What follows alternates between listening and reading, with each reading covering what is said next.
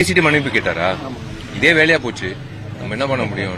அதுக்கு இப்போ மேடை நாகரிகம்னு ஒண்ணு இருக்கு. அதை தாண்டி கெட்ட வார்த்தை யூஸ் பண்ணா சில பேரோட சுபாவம் மாத்த முடியாது.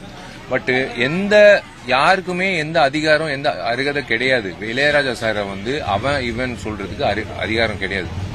அந்த மனுஷன் கிட்டத்தட்ட கடவுளோட குழந்தை. அவரோட பாடல்கள் மூலியமா நிறைய பேர் டிப்ரெஷன்ல இருந்து வெளில வந்திருக்காங்க, சந்தோஷம் அடைஞ்சிருக்காங்க. நிறைய பேர் அவர் பாட்டு போட்டு லாங் டிஸ்டன்ஸ் டிரைவ் போயிருக்காங்க. அவர் ஒவ்வொருத்தரோட ரத்தத்துல இருக்காரு. இத்தனை வருஷம் எத்தனை டைரக்டர்ஸ் ஏற்றிருக்கு. மணிரத்னம் சார்ல இருந்து எல்லாருக்கும் ஃபர்ஸ்ட் படம் நான் சொல்றேன், அந்த டைம்ல இருந்து இப்போ வரைக்கும் மணிரத்னம் சாருக்கோ எல்லா மியூசிக் அவரை போய் அவன் இவன் சொல்றது யாருக்குமே அதிகாரம் கிடையாது. அதை நான் வன்மையா கண்டிக்கிறேன். ஏன்னா நான் கிட்டத்தட்ட ஒரு ஃபேமிலி. எனக்கு பவதாரணி, வாசுகி எல்லாரும் literally my family. Karthik Raja உட்பட யாருக்குமே அந்த அதிகாரம் கிடையாது. அது மட்டும் தான் நான் கண்டிப்பேன். You have no rights to say அவன் இளையராஜா அவன் அப்படின்னு சொல்றதுக்கு யாருக்கும்